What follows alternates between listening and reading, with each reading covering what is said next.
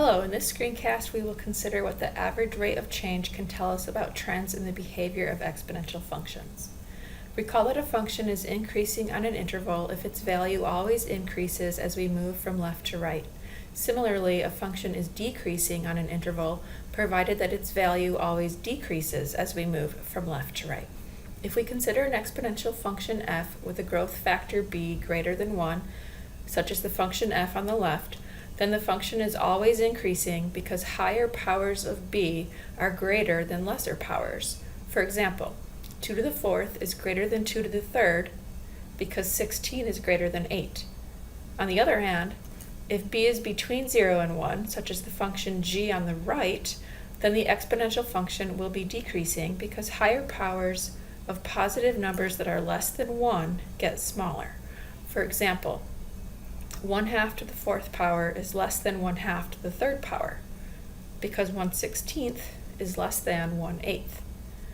While the graph of f is increasing and the graph of g is decreasing, we observe that both graphs are concave up. We will work to better understand why this is so by considering the average rate of change of increasing and decreasing functions on consecutive intervals of the same width. Consider a new function f of t equals 2 raised to the power of t. The table includes the values of f of t at t equals 0, 1, 2, and 3. To find the average rate of change on the intervals t, t plus 1, specifically when t equals 0, we will first note that we're actually finding the average rate of change from 0 to 0 plus 1, or the average rate of change on the interval 0 to 1. Computing the average rate of change gives f of 1 minus f of 0 divided by the quantity 1 minus 0, which equals, from the table here, 2 minus 1 over 1 minus 0, which equals 1. Pause the video and finish computing the average rates of change to complete the table.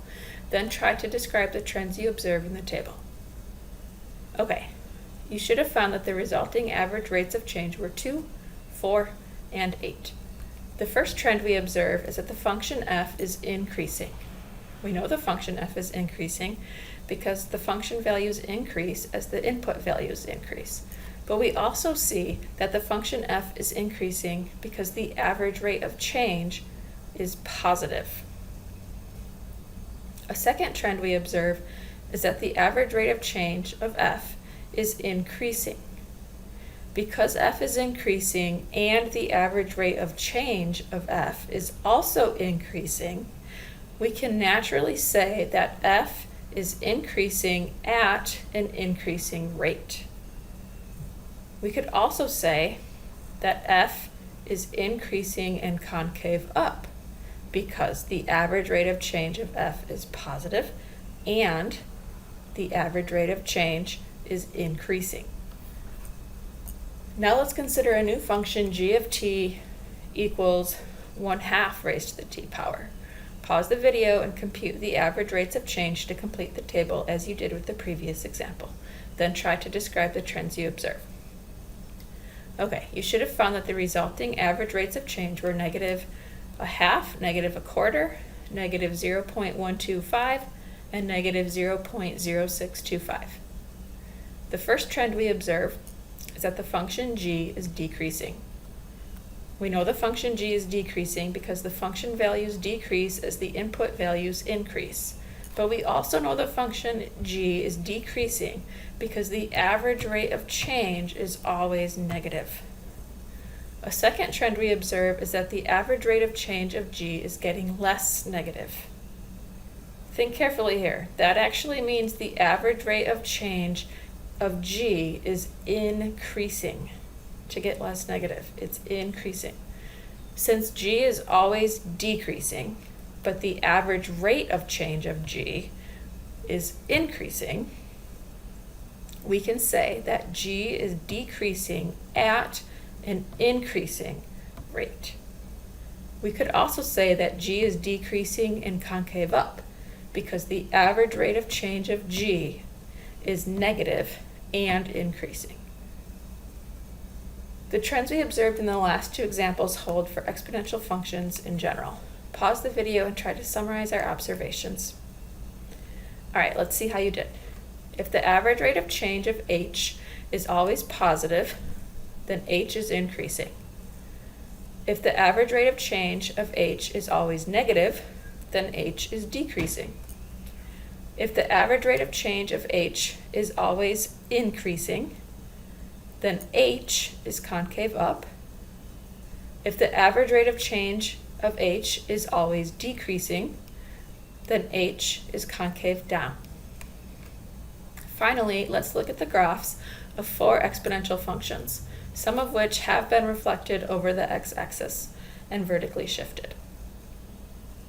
And let's practice applying what we've observed. You may find it useful to recall that the average rate of change on an interval also describes the slope of the secant line between the 2 points forming that interval. So pause the video and try to fill in the blanks before moving on. All right, so for the first graph, we see that f is increasing because the average rate of change of f is positive, and f is concave up because the average rate of change of f is increasing. In other words, the slopes of the secant lines are positive and increasing. So in conclusion, we say f is increasing at an increasing rate. Next, let's look at the graph on the top right. We can say f is increasing because the average rate of change of f is positive. Here we notice that the slopes of successive secant lines are actually decreasing. They're getting less positive. That means we can say f is concave down because the average rate of change of f is decreasing. In conclusion, we say f is increasing at a decreasing rate. Moving to the graph on the bottom left, we can say that f is decreasing because the average rate of change of f is negative, and f is concave up because the average rate of change of f is increasing. In other words, the slopes of the secant lines are getting less negative. In conclusion, f is decreasing at an increasing rate. Lastly, we have the graph on the bottom right. We can say f is decreasing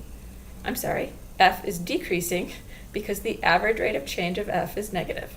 Here we notice that the slopes of successive secant lines are actually getting more negative. That means we can say f is concave down because the average rate of change of f is decreasing. The average rate of change is getting more negative. In conclusion, we say f is decreasing at a decreasing rate.